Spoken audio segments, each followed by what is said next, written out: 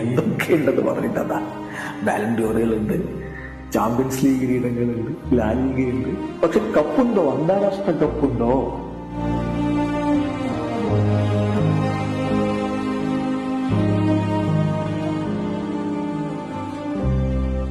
ഇനി അതൊന്ന് ചോദിച്ചേ.